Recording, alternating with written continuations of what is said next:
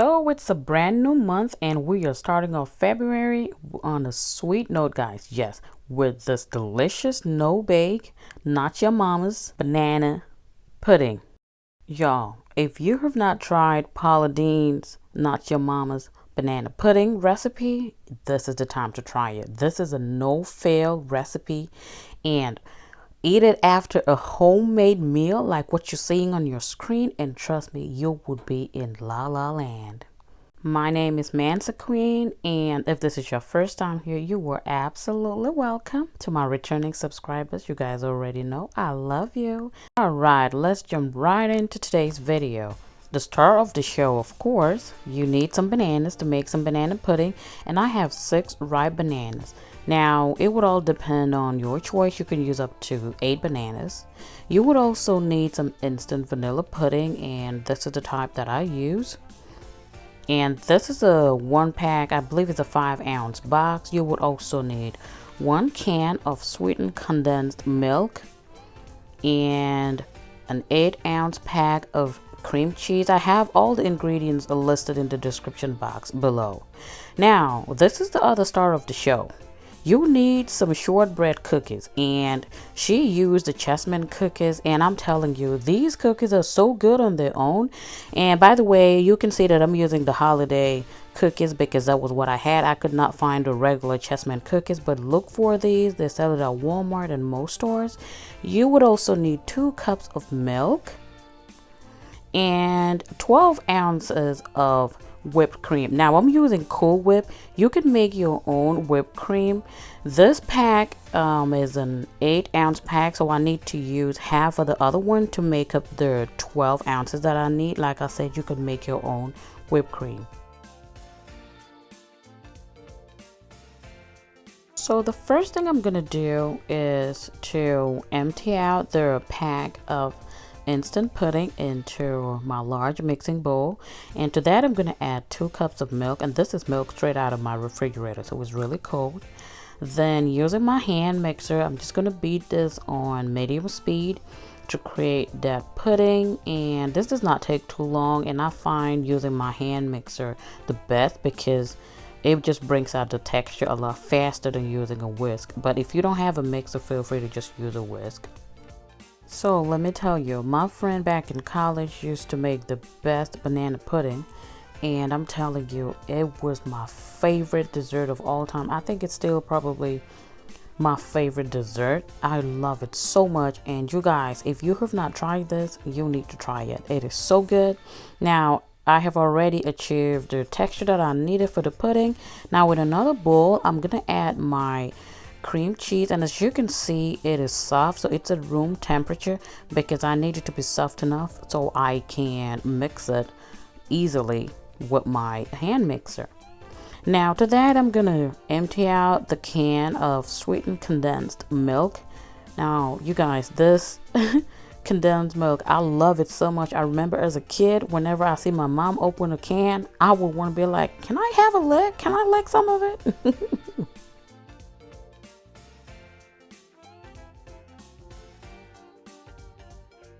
See, I do not like wasting food, so I'm going to scrape the very bottom of that can. Now I'm just going to use my hand mixer and mix this up. All you want to get is a smooth consistency because as you can see, the cream cheese gets lumpy, so you want to incorporate it really good into the milk. So that's all I'm basically doing, beating it on low speed until all those lumps disappear.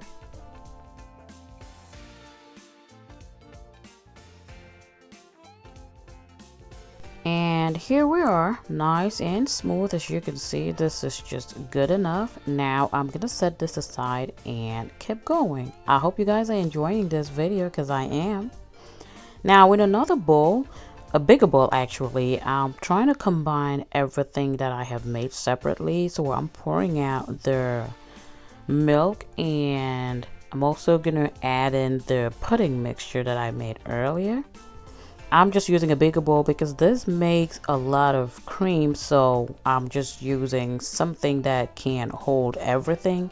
Now all you want to do is just mix these two together. That is the pudding and the cream cheese mixture.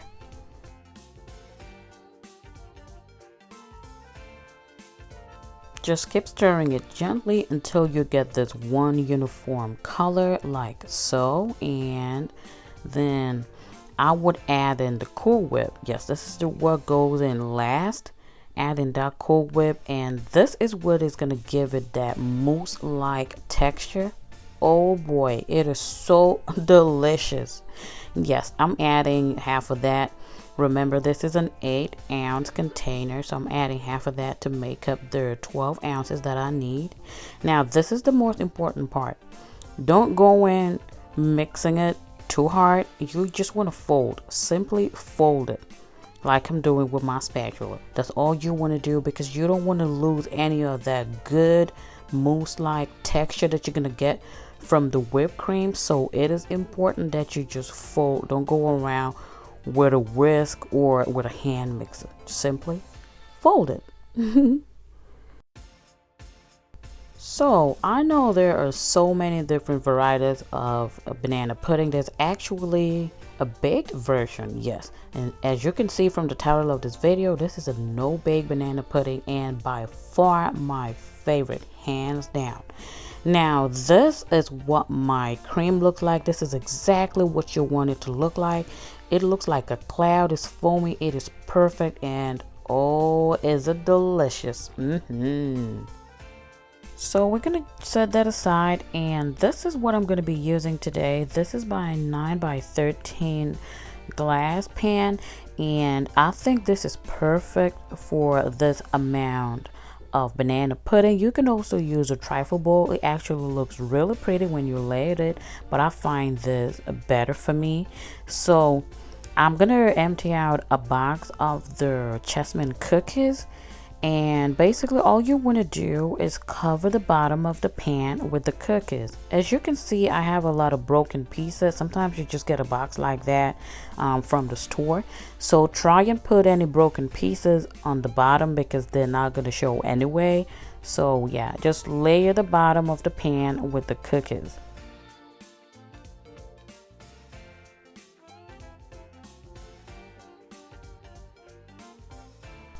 Okay, so I've layered all the cookies on the bottom of the pan. As you can see, it was so hard to resist eating these cookies. Oh boy.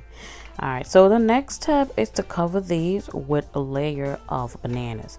Now, I saved this for last because, you know, bananas tend to change color real fast, and I don't want to add anything to it to preserve the color. So I find that peeling your bananas when you're just ready to layer them is the best technique, because you don't have to do anything. You're simply cutting and putting it right into your pan. Again, the amount of banana that you're going to use will be a personal preference. The recipe calls for 6 to 8 bananas. I only used 6 bananas. So I guess if you like more cookies, you can use up to 3 packs as well, depending on how much layering you want to do. But as you can see, I'm only using 2 packs today. So yeah, just cover the cookies and throw in as much bananas as you want. And I will be right back.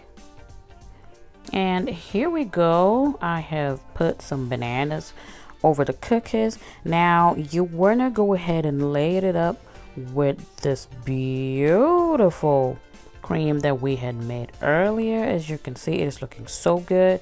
So yes, just go in with a generous amount. You just want to make sure that all the bananas and cookies are covered.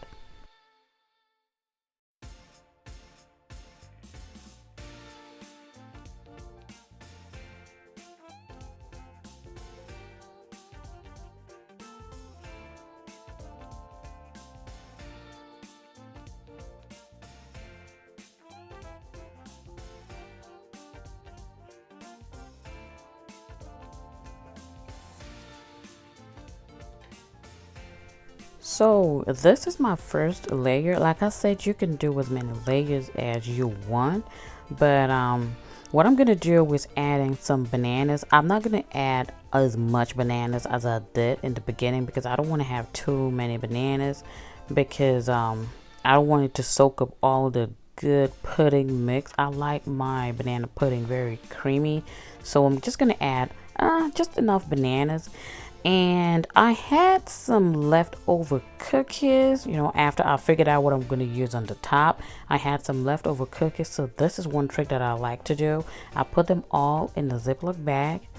Then I take my rolling pin and just bit it up. This is going to give you the crumbly cookie thingy going on once you add it on top. Hey, cookie crumble kid. All right, so I'm just going to sprinkle all of that over it. If you have more cookies, you can go ahead and layer it up. Now I'm going to add the remainder of my pudding mix to my dish.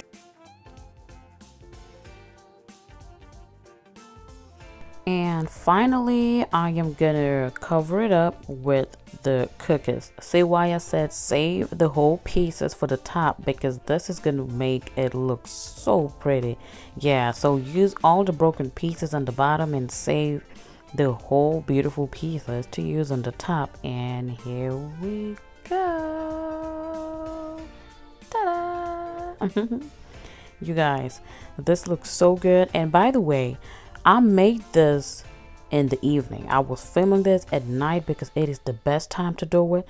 If you are using it for lunch, make sure you do it the night before, or at least the first thing in the morning, because this serves best when it has chilled in the refrigerator for at least 4 hours. But overnight is the best. Look at that beauty right here. So you want to cover it up with some plastic wrap and get it ready to go into the refrigerator until you're ready to serve it. Like I said, I find this more delicious when I make it overnight. So yes, into my refrigerator it goes, and I will show you guys exactly what it looks like in the morning when I cut it. And this was the next day. I'm getting ready to serve lunch, and I have to cut it because you guys know we gotta do a taste test. So I'm trying to cut into it and show you guys. As you can see, it has set. Yes, it really took its time and set really beautifully.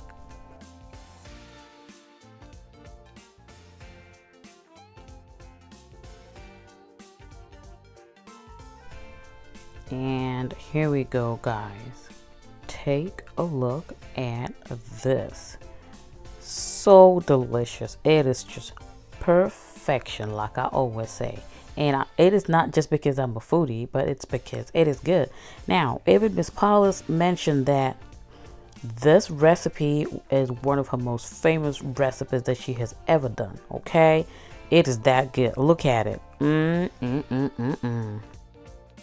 Now, before y'all ask me, I did not eat all of this. No, I could not. I had to share with my friend, and her kids loved it so much. Guys, I made this Saturday night, so this was Sunday lunch. Homemade beef stir fry. This is perfection, guys. I did not film this recipe, but let me know if you were interested and I will film one right for you. I am at your service. Thank you guys so much for watching. I hope you enjoyed this video. If you did, please give it a thumbs up, and I will see you in my next video. Until then, stay safe. I love you all. Bye.